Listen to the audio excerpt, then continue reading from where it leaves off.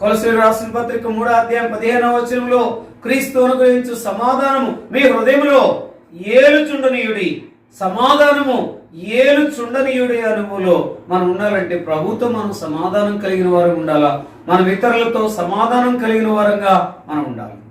ఒక్క శరీరముగా పిలువబడింది ఎందుకంటే మనము క్రీస్తు యేసు అనుగ్రహించు సమాధానాన్ని ఏలుచుండనీయుడి అనుభవంలో నిలిచి ఉండాలి. ఈనాడు అసమాధానముగా ఉన్నవారు అనేక మంది ఉన్నారు. ముందు దేవునితో అసమాధానం, దేవునితో సమాధానం లేకుండా, దేవునితో లింక్ లేకుండా, లేకపోతే దేవునితో ఉండకుండా, దేవునిలో సంతోషించకుండా, దేవునితో మరి కలిసి ఉండకుండా మన ఇష్టం వచ్చినటువంటి పరిస్థితుల్లో ఉన్న సందర్భాలు ఎన్నో ఉన్నాయి. మన ఆలోచనలు దేవునితో కలవడం లేదు, మన యొక్క క్రియలు దేవునితో కలవడం లేదు, మన యొక్క తలంపులు దేవునితో కలవట్లేదు. నీ ఇష్టం నా ఇష్టమే.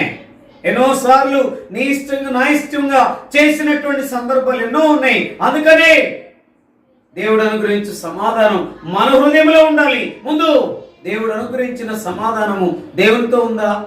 రెండోది మన హృదయంలో సమాధానం ఉందా? హృదయంలో సమాధానం లేకపోతే దేవుని పిల్లలంగా ముందుకు మనం కొనసాగలేము. ఒకవేళ కొనసాగినా అది చెప్పుకోవడం మాత్రమే కానీ ఏ మాత్రం కూడా హృదయపూర్వకంగా మనం చెప్పలేము. ఎందుకంటే ముందు దేవునితోనే మనము గడపటం లేదు, దేవునికి ఇవ్వాల్సిన సమయం దేవునికి ఇవ్వడం లేదు, దేవునిలో మనం కొనసాగలేకపోతున్నాం.